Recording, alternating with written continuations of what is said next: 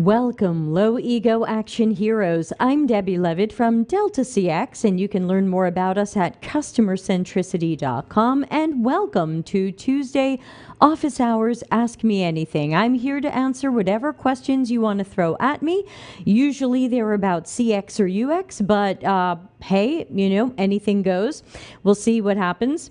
And let's get up on the board. Let's see if I can do this correctly. A special thanks to all of the people who are donating to the channel through YouTube. You can just press the big join button. I haven't updated this in a couple of weeks, but I'll update it about once a month because YouTube doesn't make it easy.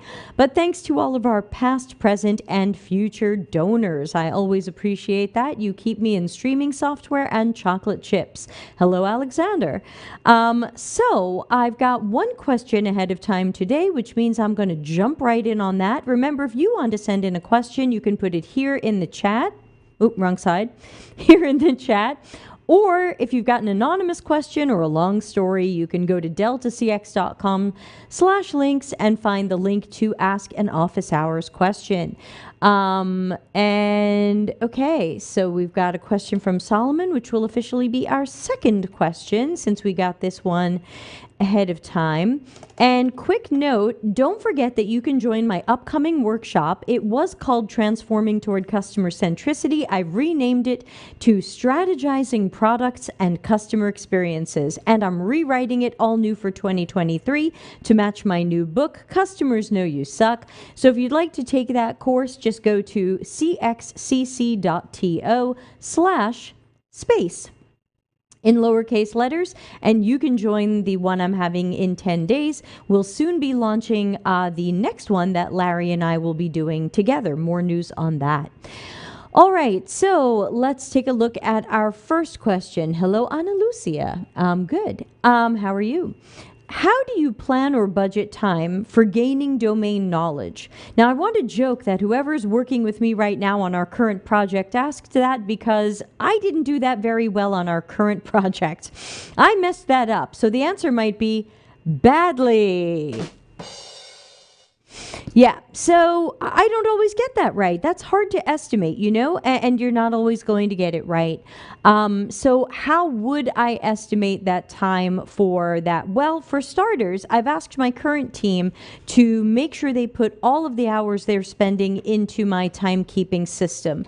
That way, they can be fairly paid for the time that they've spent, and I can do a better job next time estimating. Sometimes you can't estimate these things until you get it wrong a couple of times and you see how long it really takes.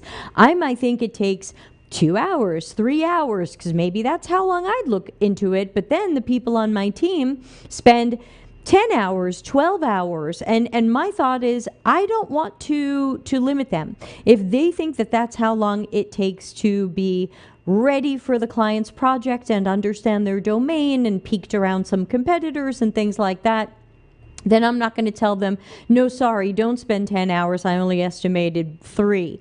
So I think that planning and budgeting for that is at first going to be a bit of a guess. Maybe you guess 10 hours. Maybe you guess 12 hours, 15. It really depends on what you're going to do in that time. Are you reviewing voice of the customer from the client? Are you seeing previous surveys they've done? Are you reading earlier research reports? Are you doing competitive analysis? Do you have to go through their website or app and become familiar with their existing system? The more stuff you have to do, the more hours you want to add to that. So make sure you are trying to estimate based on what you're going to do that you would call domain knowledge. So yeah, hopefully my team will put in their real hours for this and I will be able to say, aha, I was way off on this. Next time I'll do it better. It's just a constant evolution. And Solomon, I'm adding all of these to your question. I think this is one long question. Let me know if you're done or not, because you're the next question. Also, let me keep an eye on anonymous questions just to make sure I'm not missing them. Okay, not yet. Okay. Boop, boop, boop. So, yeah, I can't say there's any particular number of hours you would want to spend, but I would say write down or think about, or really write down, all of the things you're going to do in that time, because it could be different for different projects. Maybe sometimes you're not going to get voice of the customer and surveys and readouts from customer support on complaints. Maybe you're not always going to be searching for tweets and how people are speaking publicly about the company or the product. Maybe you're not always going to be pouring through Google Store and Apple Store reviews on the particular client. So all you can do is kind of make a list of all the things you're going to do that you would consider domain knowledge, give it your best guess, and then track your time for reals so that next time you could go, we thought we were going to spend 10 hours on this and we spent 20. And maybe the first time you eat the extra 10 hours, I don't like to give clients surprise bills because I estimated something wrong. Solomon, I think you're still writing your question, so let me know when it's done, because I'm just copying and pasting. Anyway, to the person who asked that some days ago, I hope that helps. Try estimating your time for how long you think it'll take. Pad it up a little bit in case you got something wrong. Estimate it for everybody on the team, and then keep track of those hours so that later on you could say, oops, it's actually this, and then you'll do better next time. All right, I think I have Solomon's question because it's come to us in pieces. Hey, Manuel, star of my Medium article today, or accidental star. Okay, here is what I think is Solomon's question. I haven't been reading it as it's come up, so let's see what it says. How to deal with people systemizing things they define for extremely narrow use cases. We've got some junior practitioners that poke into files and make changes for design system consistency, even though they've hardly solidified its principles. Also, leadership forcing people to adopt processes like sprints with non-engineering teams. How to deal with a leader that has both the domain reps and its individual contributors report to them simultaneously. For instance, my manager and myself reporting to VP of product. Oh, there's more. Okay, so it sounds like Solomon really has kind of 12 questions in one. I didn't realize that these were possibly separate questions, so we might need to take these in pieces. And I'm sorry it'll take a while, which means oh, Madeline, thanks for reading the article. Yes, not all of them require a crystal ball. Some of them are certainly already happening, and it is the sad state of where things are and where I think they will go. So yeah, check that out on Medium. You can find our Medium publication at R before D, as in researchbeforedesign.com. Okay, Solomon's got a lot going on here, so let's try to break this into pieces. How to deal with people systemizing things they define for extremely narrow use cases. We've got junior practitioners that poke into files and make changes for design system consistency, even though they've hardly solidified its principles. Okay, that seems like the first question. Let's see if we can break these down and take them in pieces. And so this is a process issue, and this sounds like something, and again, this is an answer I give very often on Tuesdays, but it's always true. Where's your manager?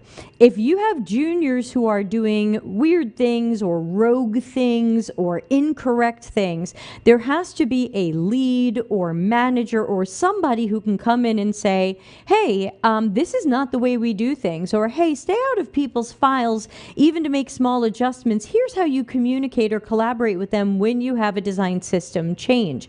So it sounds like it's a little bit of a Wild West free-for-all there, and I think that somebody who considers themselves a lead or manager or director needs to formalize how things are done there, particularly with the juniors or the design system people. If the design system is not solidified, or, I mean, it's never done, it's a living, evolving thing, but if the design system isn't ready, then I don't want to see people going into each other's files emails and surprise making changes. Also, design system changes are supposed to be socialized. So why are juniors changing stuff? Yeah, and my guess is that they're changing stuff because they think, ooh, we made a small change to the design system. I'm just going to go into people's Figma files. But again, there should be a process for that. There should be something formalized, and there should be communication. Hey, Solomon, we're going to go into your file and we're going to make these small changes so you don't have to, but just know that we updated this component so that it now looks like this. There's got to be some sort of process here, and this, of course, speaks to management and process. Let's see. Now, I think the next thing is the sprints question, so let's try that. Also, leadership are forcing people to adopt processes like sprints with non-engineering teams. Give them my book. You know, that's it's not a great answer, but it's an answer. The problem there is usually with these sprints, there's no governance. At the end of chapter 18, I think it is, I give my governance model for things like this. If people are forcing you into sprints or forcing people into new ways of working, oh, John says, and change logs are key. Yeah, for those design changes. Thank you, John.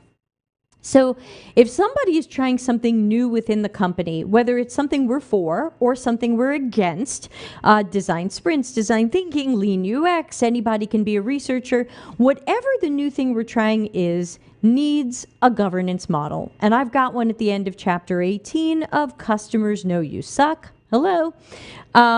And so I recommend that because the idea there is if we're not checking for quality, if we're not checking for standards, if we're not checking for, is this working for us? Does whatever we're testing out here need to be changed, improved, done differently, done more often, done less often? It usually ends up a money pit.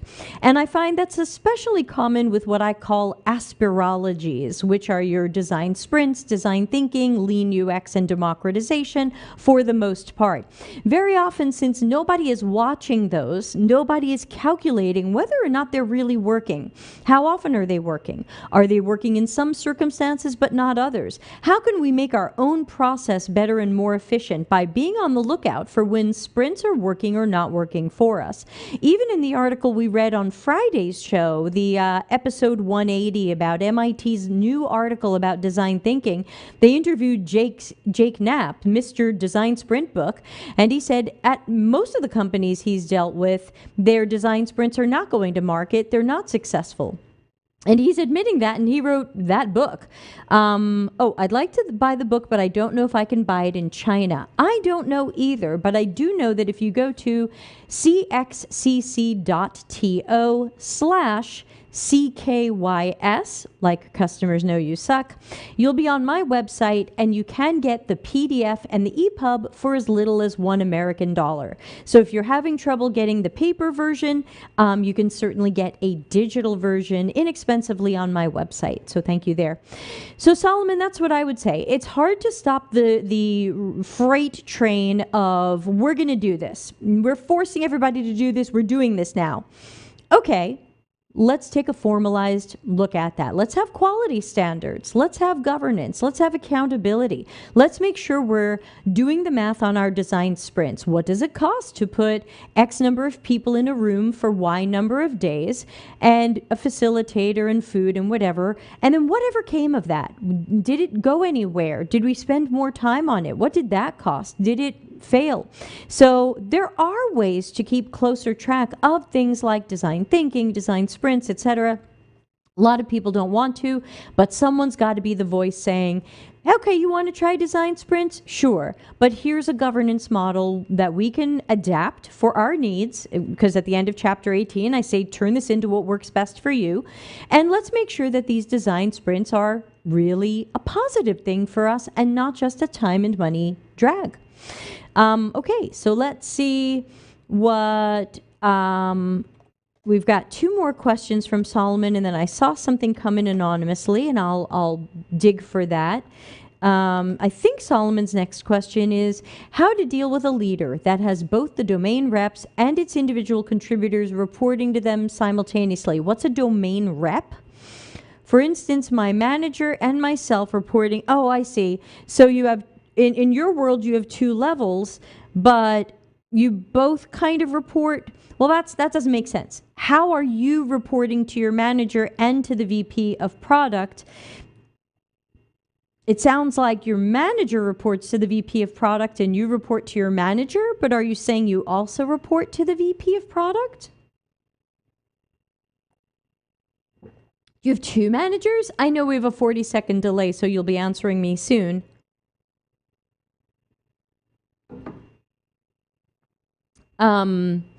But for starters, this sounds like somebody needs to take another look at the organizational tree. Something is not right. Solomon says yes, pretty much. Okay. So in that case, if I can't fix that, if I can't talk to somebody and say, look, I've got my manager and I've got this VP of product thing, can I please just have one manager? Then you've got to work with each of these people and say, when am I going to my manager and when am I going to the VP of product? VP of product, you're managing me.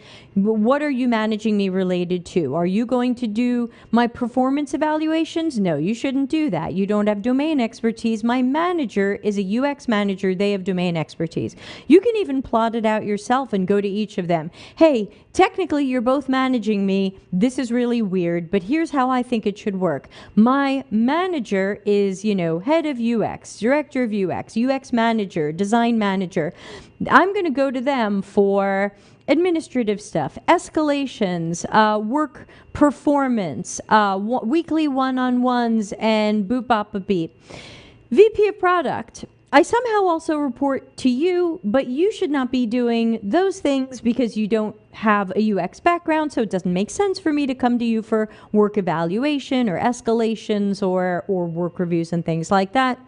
So here's what I think I should be coming to you for as a manager. Now, honestly, I can't even think of what that would be because you don't need two managers. You have one. So I guess my question would be, what does the VP of product think you should be coming to them for? Noisy Dolls here. Is this a micromanaging VP? Right, that's a good question. What does this VP think you should be answering to them for in a manager sort of way? Johnny says, in my previous company, this VP and CPO check the sprint's progress at the same time because we're all managed by Agile software. It's common, but it doesn't sound good. So let's see what Solomon says, and while we're waiting for him, yes, a micromanaging one. So what do they expect you to come to when does the VP of product expect you to come to them versus when they expect you to go to your manager? Solomon, they ask for the same things the manager asks for. Johnny says they would give opinions. It's like answering to them at the same time. Yeah, that doesn't make sense. And so I think if your manager can't fix this, and this is me, so not everyone has my personality or things like that, so you don't have to do this. I'd probably be going to HR and saying, look, this is very strange. Evidently, I answer to both of these people, and evidently I answer to both of these people equally, and I have both of them taking time out of my week looking for one-on-ones or this sort of report or this sort of update or this sort of feedback. And this doesn't make sense because why am I answering to my manager and to the VP of product as well? The only way that something like that makes sense is if they're planning to lay off your manager. If they're planning to lay off your manager, then they're transitioning you into answering to the VP of product without telling you this. So if your company is thinking about cuts, they might be thinking of cutting a layer of management, and they think that everyone can answer up to the VPs. That's ultimately not going to be a good choice. You are better managed by someone in your domain. See chapter 19 or 20, who's got my book handy. I changed my desk layout and it's just out of reach. But in the Designing CX Teams chapter, I talk about how important it is for someone to answer to a domain expert. So that's the only guess I have about why they would do that, because it doesn't make any sense and it sounds like an absolute waste of company time and money. So that might be something I would check with HR and say, hey, can we please fix this? I seem to answer to two people and I'd really just prefer to answer to my manager. They've got domain experience, they understand UX work, and they answer to the VP of product so they can just, roll up higher level things to them. Yeah, Dr. Claire's got a point. Dr. Claire says maybe those two aren't communicating. That's a possibility as well. Maybe those two have had some sort of problem and everyone thinks it's solved by you doing double work, but I would say no, do not do double work. Good luck. Okay, we've got one more question from Solomon, and then we'll take a look at the anonymous question that came in. And again, this is office hours. Oh, another one's coming in now. If you want to ask a question in the chat, or you can ask it through the office hours link on deltacx.com/links. So Solomon says, how to deal with feedback sensitive practitioners. It's clear some people don't take the usability of products as clear as meeting ad hoc mock-up requests what to do. I think these are two different questions, sort of. Schweitzer says VPs are too strategic or abstract, depending upon where you are. Yeah, exactly. You should have the tactical manager. You shouldn't be answering to a VP if you're an individual contributor. So there's a lot going on in this question. This question hints at feedback-sensitive practitioners. So it sounds like Solomon, are these two questions or one? It sounds like somebody you work with doesn't like getting feedback or suggestions or recommendations on their work, but I'm assuming it's your job to give them that feedback. I assume you're not just going up to somebody and saying, hey, saw your work, it's a mess, let's talk.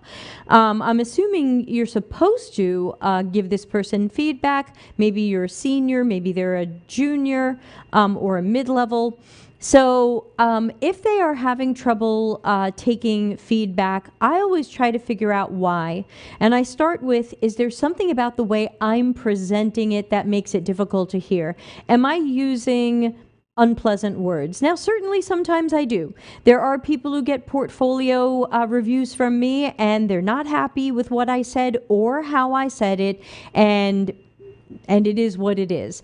So my first question to myself would be, unless it's a bad day and I've really lost my poker face, could I have said this in an honest but more gentle way to this person? Could I have said this in a way where the feedback would have been received better? If the answer is yes, give that a try. If the answer is nope, I've already tried changing my style, I'm saying this in the most cotton ball, soft, cuddly, teddy bear, friendly way I can, and it's still being received badly, then, I might have a conversation with that person depending upon my relationship with them. I might say, hey, it's my job to review your work and give you some feedback or critique your work or do your performance review, whatever it is.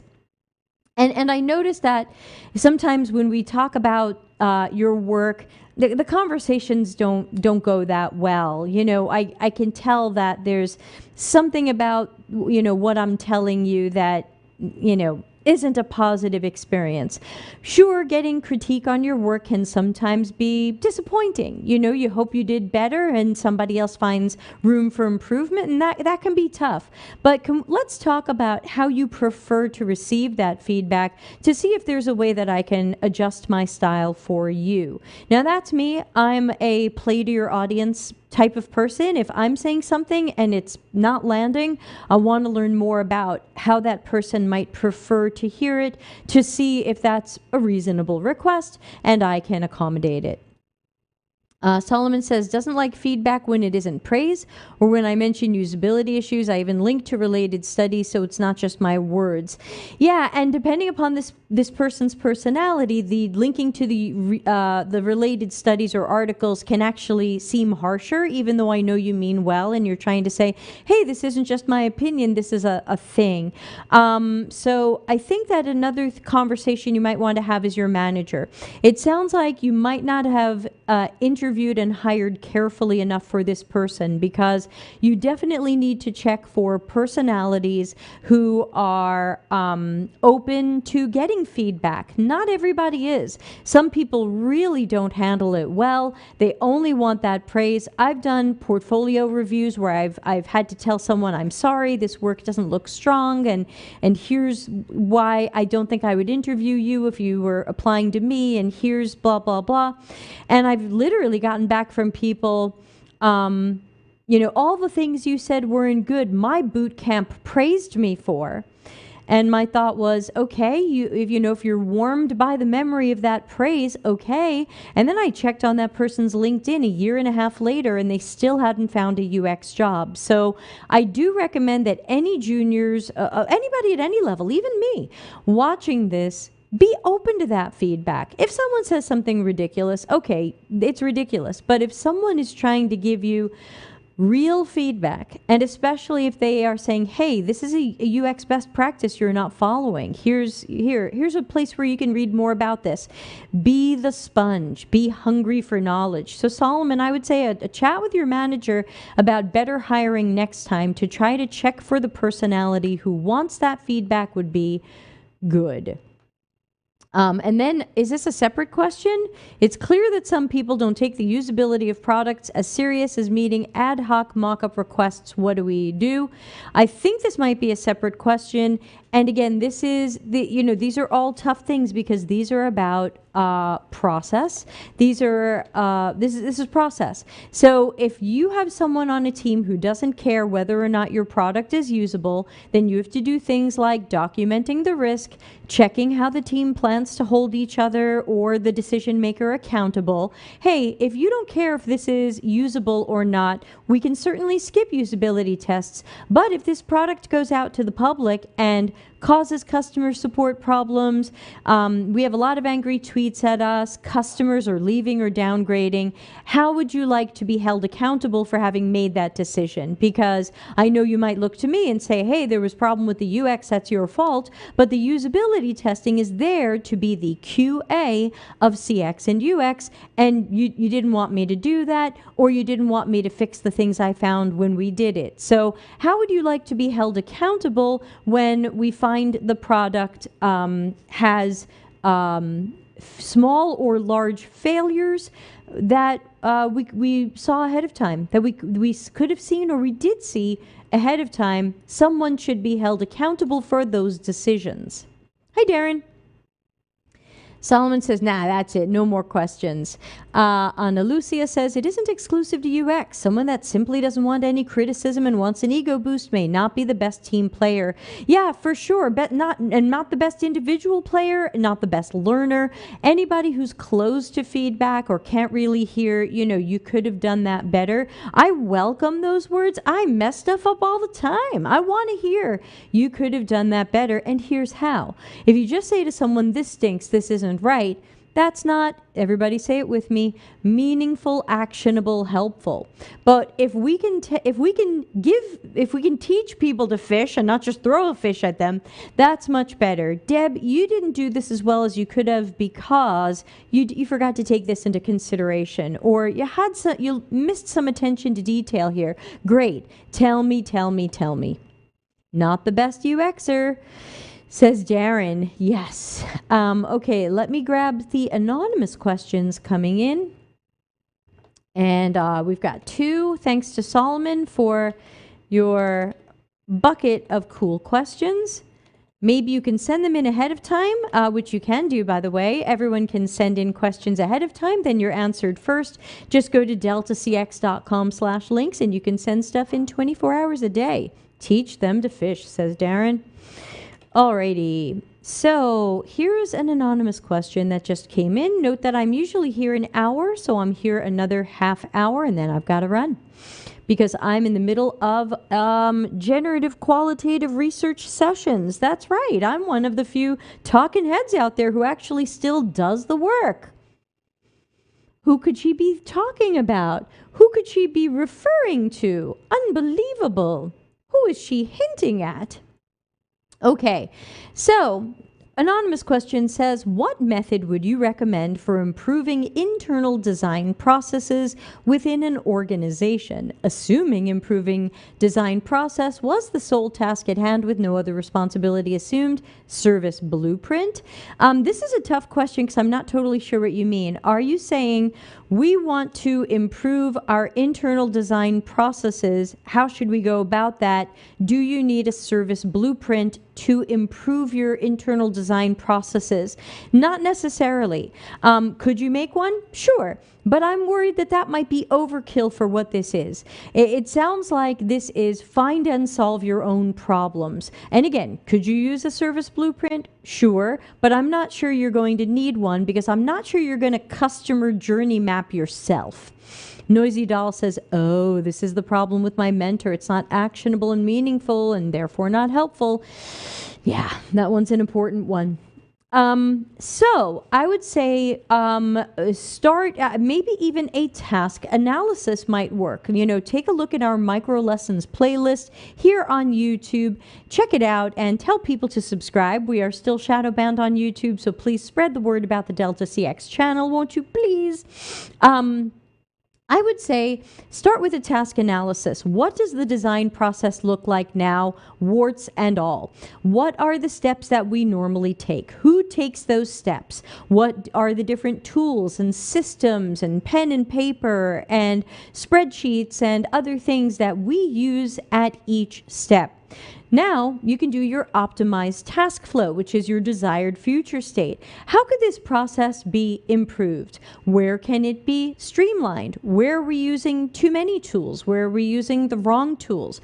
Where are we not connecting or collaborating with the right people? Where did we not include certain types of generative or evaluative research? So I would say the service blueprint is probably not necessarily the right thing or might be overkill, though you certainly could do it. It's always a neat way to go.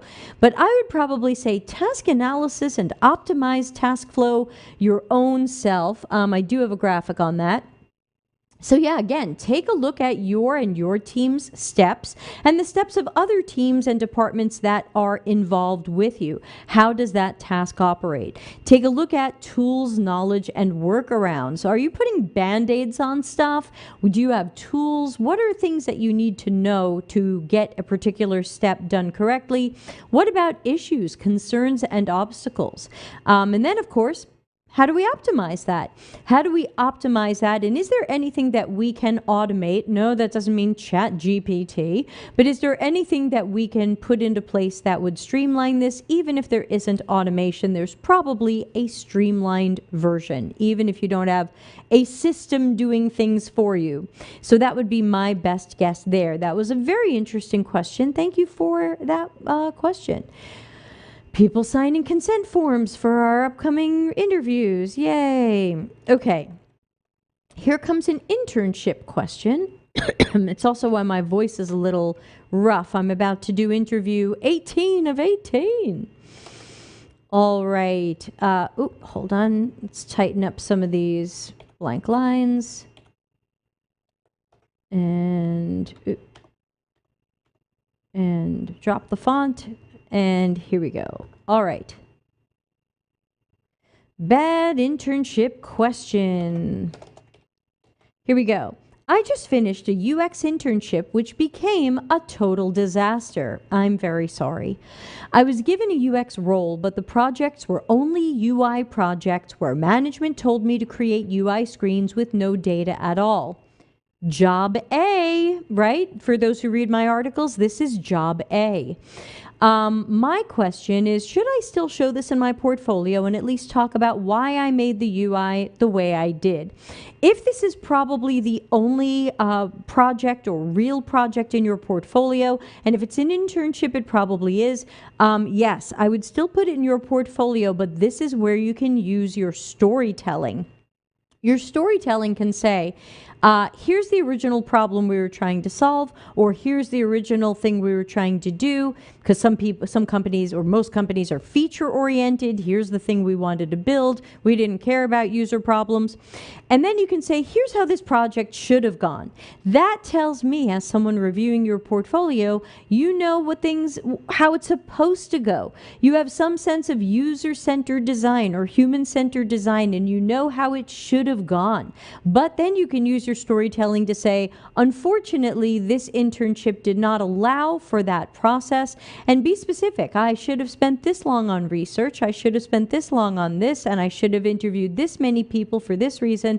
You can always tighten that up in an accordion if nobody wants to see it, but then that go, this person does know what they should have done, but they were in a situation where they just couldn't do it, weren't allowed to do it. It's not their fault. So this is very common. Again, most UX jobs and especially internships are what I call job A. And job A is order taker. Just make pretty screens. You're not a problem finder. You're not a problem solver. What I call job B is, sorry, I've got a bot here, is problem finding and problem solving. So yes, put it in your portfolio, use your storytelling to say, here's what we should have done to have done a better user experience project that really involved the user, but unfortunately that was not what I was allowed to do, and this was more of a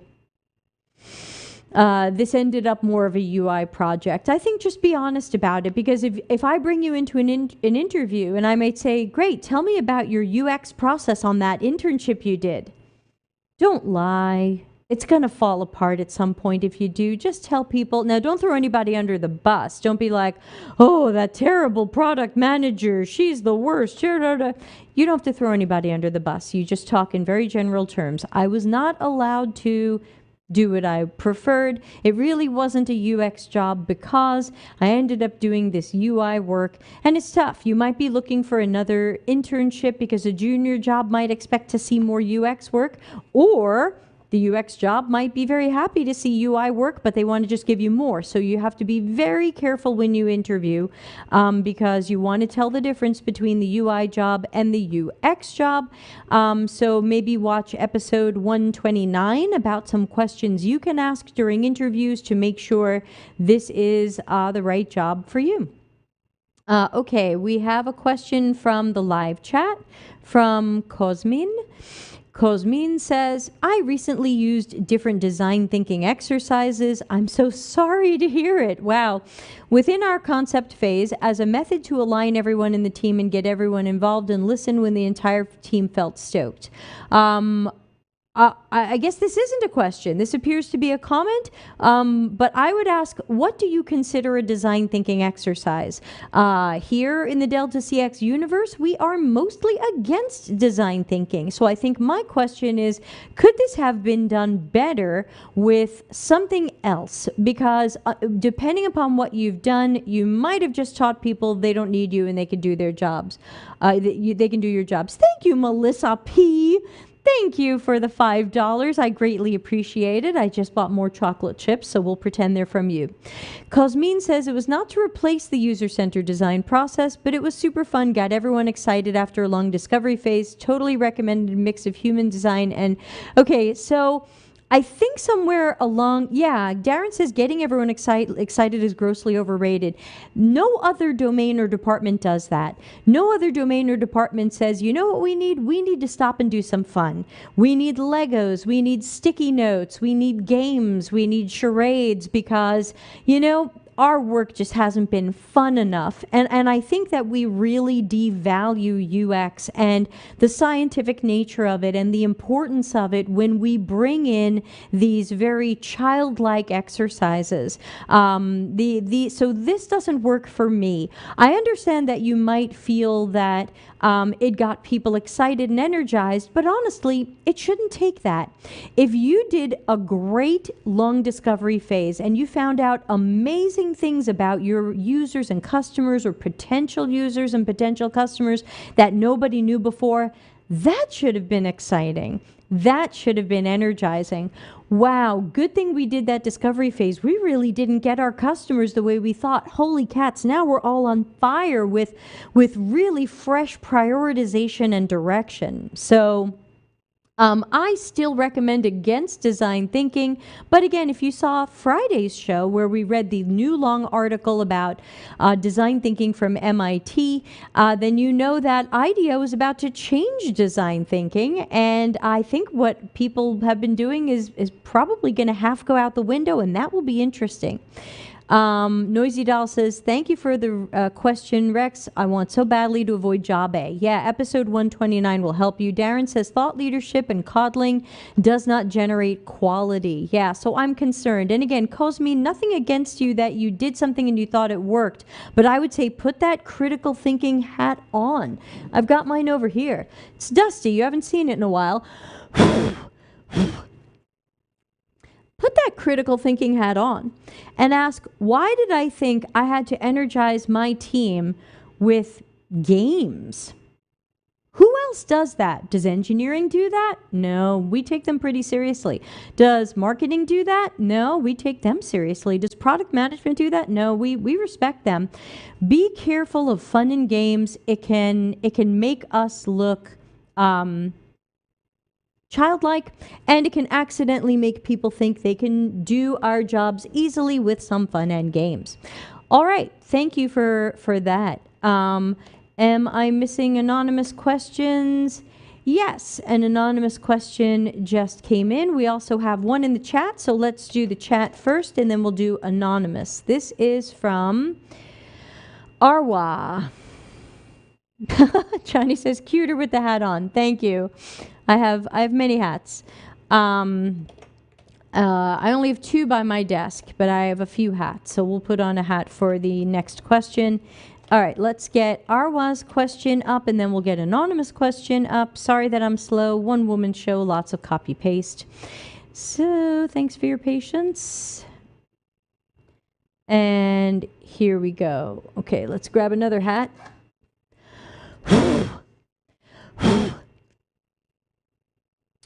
Here we go. All right.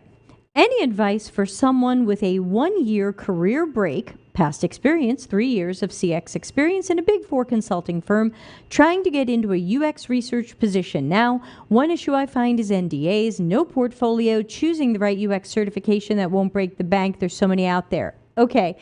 I don't think you need a UX research or UX certification. You just told me you have 3 years of experience at a Big 4 consulting firm. That often carries a lot of weight with a potential employer. That usually looks pretty darn good. I wouldn't expect someone with 3 years. I would never, I mean, depends on where you live. And I understand that some countries love certifications. And so even if you have 3 years at the most respected company on the planet, someone might say, yeah, but, are you certified? If you get that kind of crap, then you have to get a certification. Or usually, if you really want to put your UX research hat on, say to that person, oh, which certifications do you respect the most? Now you know which ones you should or shouldn't get, because I can't tell you which ones to get. I don't know which ones are respected or ignored based on where you live. So see if you can do a little digging with some of your director of UX friends, recruiters. See which ones are respected, because I don't know. And it's great. Perfect hat for talking about certifications. So that one I don't know. But what about your lack of portfolio and NDAs?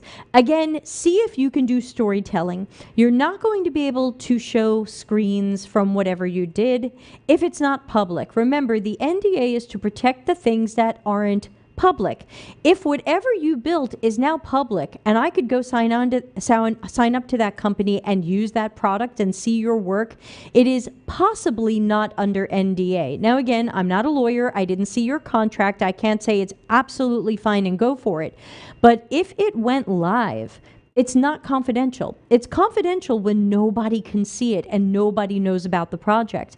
But if I can go sign up and see some or all of your work, or what came from your work, it may not be as confidential as you think. Check your contract. Confidentiality usually has an expiration. You have to keep it confidential for 1 year, 2 years, 5 years. Check what that is. There you go.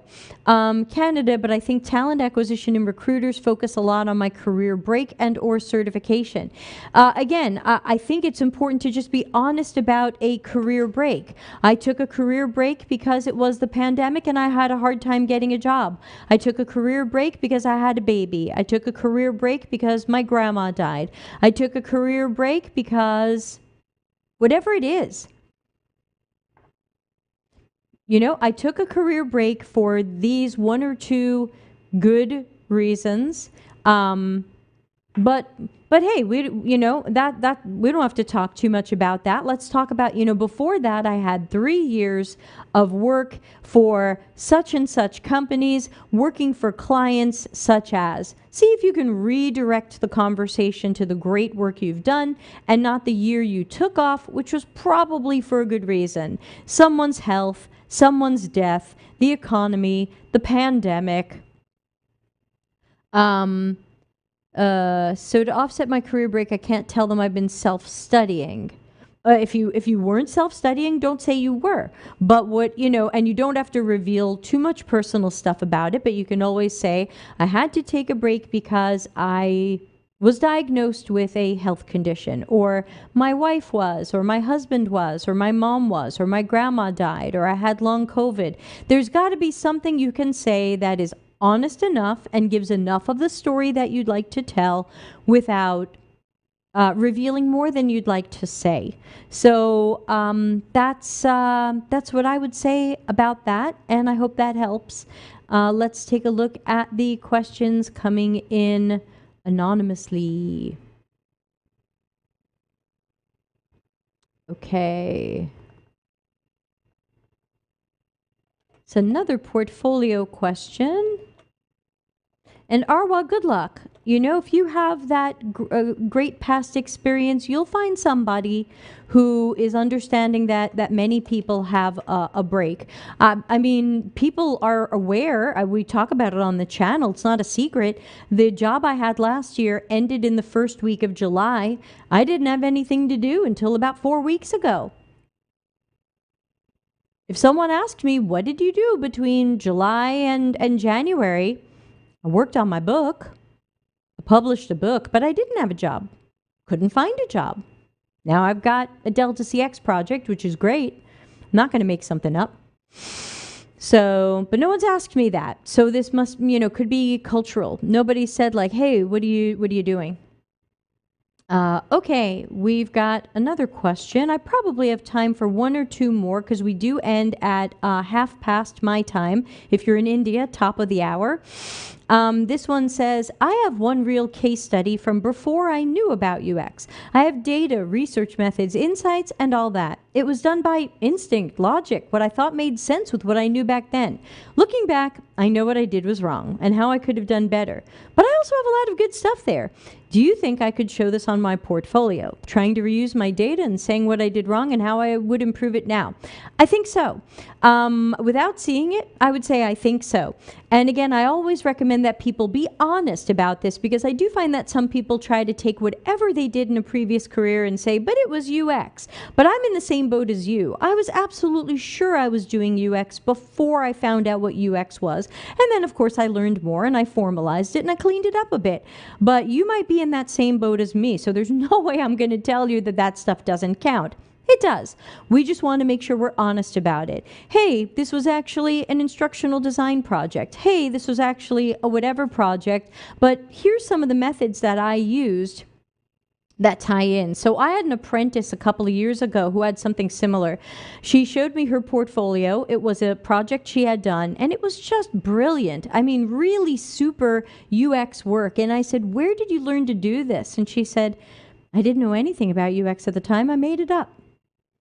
And I said, yep, sometimes this happens. Shweta will do your question next. And Arwa says, I think the issue was to get recruiters to give me the initial chance and call. I wonder if the career break is what's behind my low callbacks. Keep trying, stay positive. You can always, Arwa, you can always adjust your resume to say, put the career break in the resume. February 2022 to present, job hunting, and break due to my illness, family illness, whatever, had to move, give the short version of it. So always answer questions before they're asked. That's what I like to say. So Shweta, I'll put your question at the end. So to this question, I think you can put this on your portfolio. One thing I do warn about non-UX projects trying to look like UX projects is sometimes they're just really not a UX project, and it's hard even to stretch it.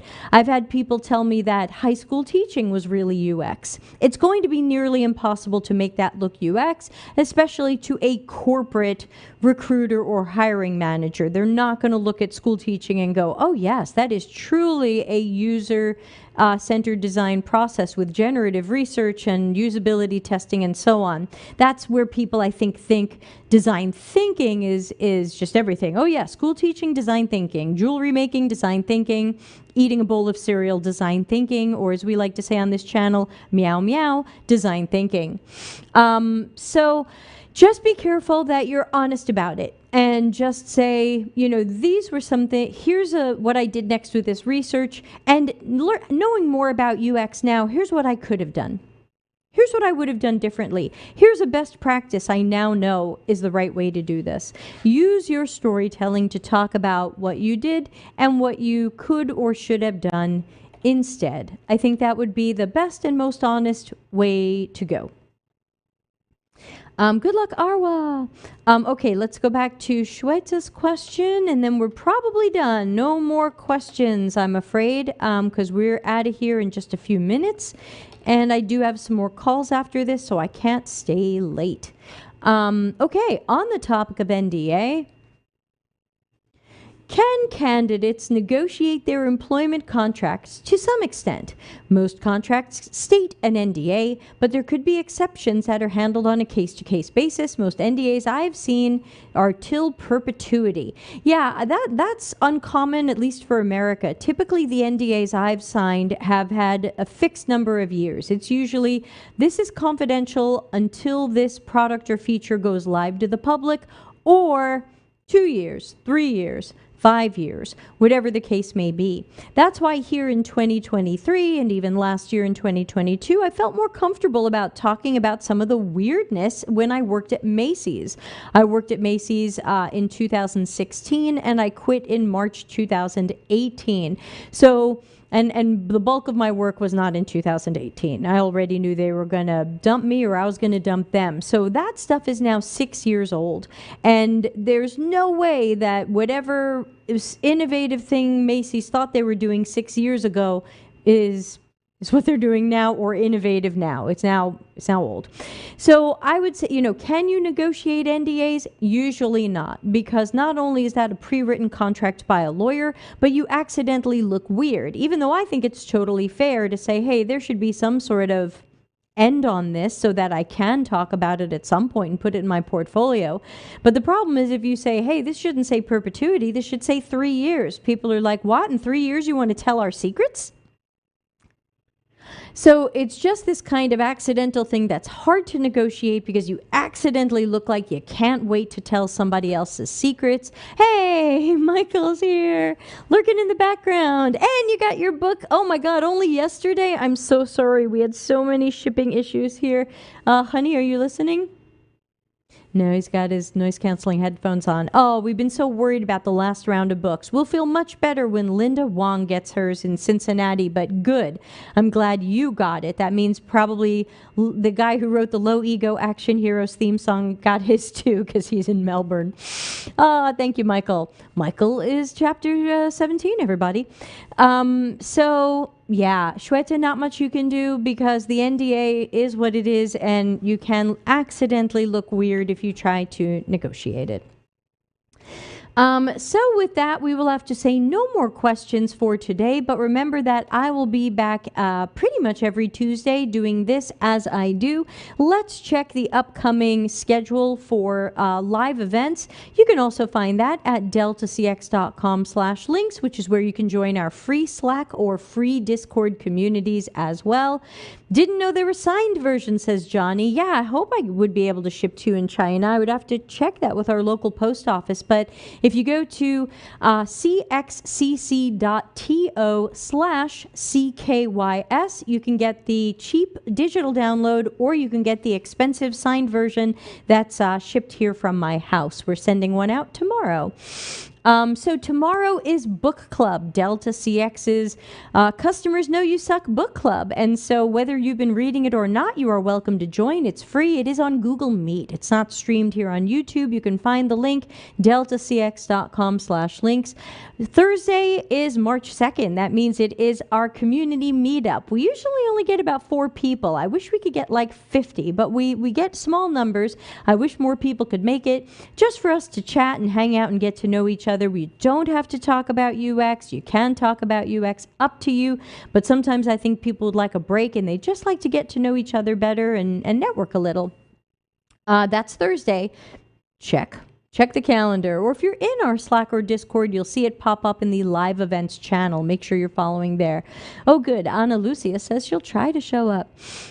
Friday is critical thinking stream. Oh, we've got fireworks planned for you on Friday. Not only do we have a bunch of stuff people have been sending in all week, but we're also going to be talking about, I took a screenshot of some of the truly bizarre things that 1 or 2 people, or 1 person masquerading as 2, have been saying about me on Reddit, and I would love to apply some critical thinking to these things, because some are true and some are not, and we should know when we see people saying things like this, how can we use our critical thinking to determine if this is honest or not, and what do we want to do about it.